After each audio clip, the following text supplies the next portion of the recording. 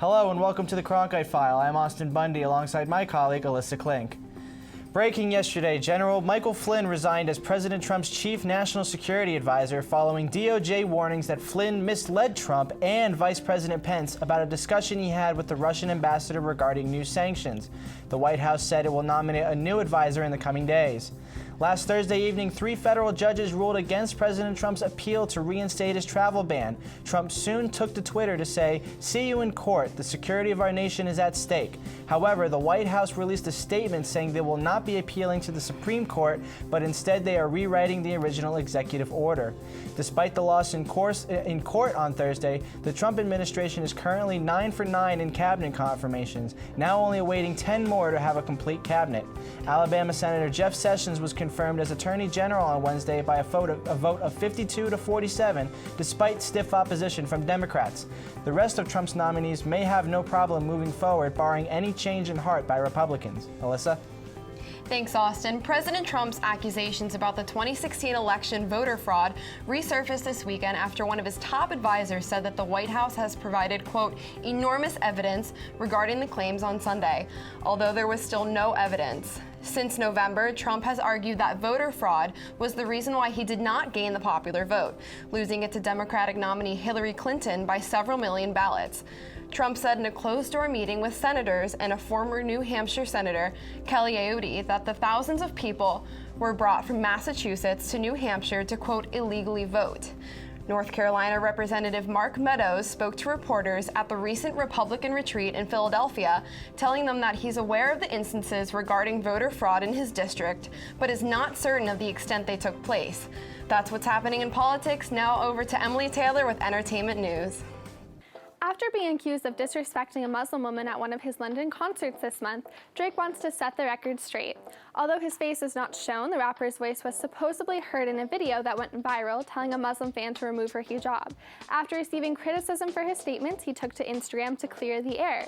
He explained the woman he was bantering with was not wearing a hijab but a winter scarf. He further said he knows what this religious garment is and would never make such a comment if she were actually wearing one. The rapper stated, open quote, "I make a point every night to end my shows on tones of unity and love, so to find out I'm being utilized in a fake media story is devastating to me. I am proud that my closest friends and fans come from all different religions and races," end quote. Now for some more entertainment news.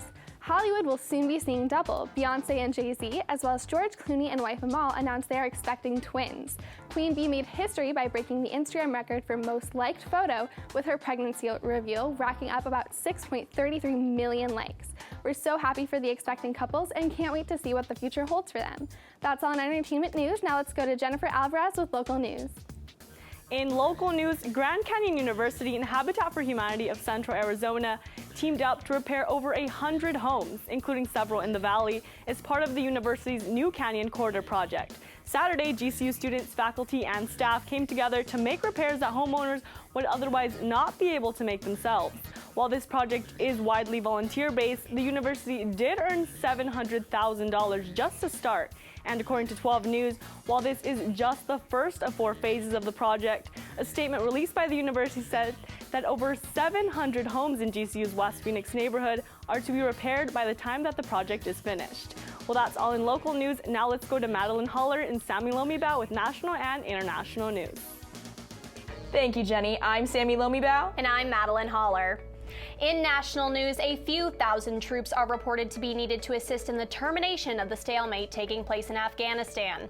Senior U.S. military commander told lawmakers last week that Russian meddling is complicating the U.S. counterterrorism effort, according to an article published by the Herald Review.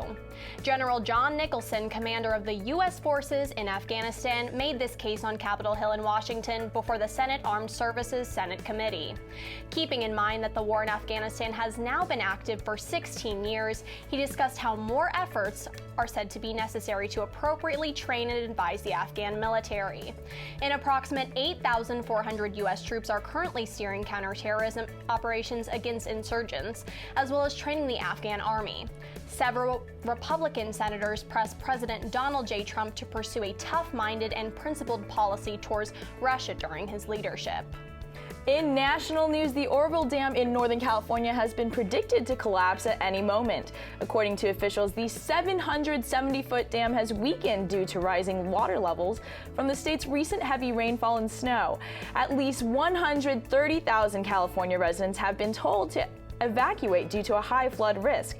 This is the first time Lake Oroville has experienced an emergency in the dam in nearly 50 years, especially in California's recent years of severe drought.